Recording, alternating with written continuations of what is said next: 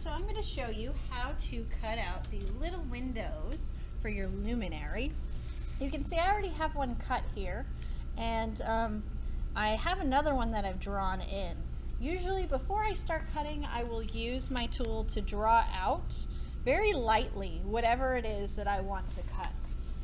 And it's important to draw lightly too, because if you decide, oh, I don't really like how that looks, you can just go over it with a sponge and you can wipe it away and redraw your line. So I would definitely draw out your lines first. Now, another thing to keep in mind is where your parts are connecting. So right here I have a corner, and in this corner I know I've got about a 1/4 inch thick piece of clay. So if I cut above this line that I've just drawn on, I will end up with, I'll be cutting right into this other slab on this other side, and I won't end up with a hole, right? So I do need to be careful about where I plan out my design, because some parts will just not be possible to create a line for, or a hole for your luminary. So I am choosing to do, for my luminary, some lines that kind of go with the shapes and forms that I already have. Now remember, your lines that you create, or your holes that you create, are going to be what shapes the light that goes through the holes. So if you don't put very many holes, or you aren't thinking about how the holes are going to transform the light, then you might end up with kind of a boring luminary. I am going to require that you do at least one hole on every single plane, right, on all of the different faces, all the different sides. I guess if it was small like this, you wouldn't need to put a hole right here on this little itty bitty, like 2-inch strip. But I want you to put as many holes as you can, at least one on every plane. So like this is a plane right here, this even is a plane here, down here's a plane. So I'm going to be making sure I put them all over. And I want to kind of keep with the theme I have here. So you notice I'm doing these kind of triangular shapes. Now you might have already noticed with this one that the shape, when I cut it out, I actually cut it at an angle so that the hole itself is really narrow, and the opening is very large here, but the hole is very small.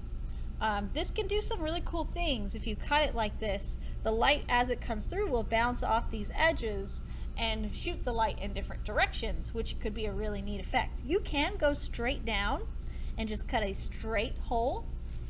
You can also cut it the opposite direction, where this thin part is at the top of the hole, but underneath it, it's more open.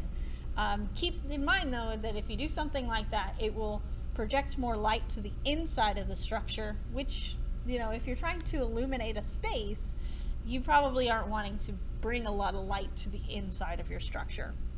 But it is still possible. You can try it out. So when you start cutting, you want to do exactly what we did when we dissected it.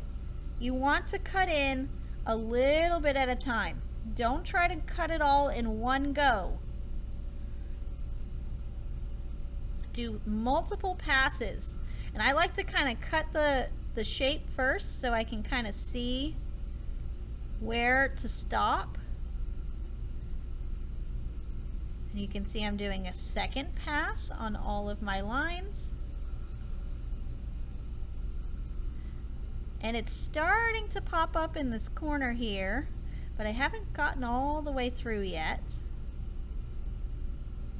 I think I went all the way through over here. Notice too that I'm using the edge, the sharp edge of my tool here. When I was drawing, it's better to use this thicker side to draw so you don't accidentally cut into your sculpture. And there you go. Now I've got a hole there. Now if I wanted the angle to be more severe, I could totally go in and chisel this and change up the shape. And then once you're done with all of this, so I'm going to actually clean this up just a little bit on the inside. You're going to get lots of pieces of clay all over. So sometimes I like to work on top of a piece of paper so it's a little easier to clean up. I'm going to take a sponge that's lightly damp, it shouldn't be dripping all over, and I can clean this up. Now, I don't usually clean up until the very end. I'm doing this now for just to show you how to clean it, but wait until you've cut everything out to clean it. Another thing to keep in mind is if your project is sort of floppy, it's going to be very challenging to get nice and neat window frames, luminary windows. So you may want to dry it with the heat gun a little bit. And there you have it. I have 2 so far, and I'm going to keep cutting into it and making this thing look really cool. Thank you for watching. Hope you learned something.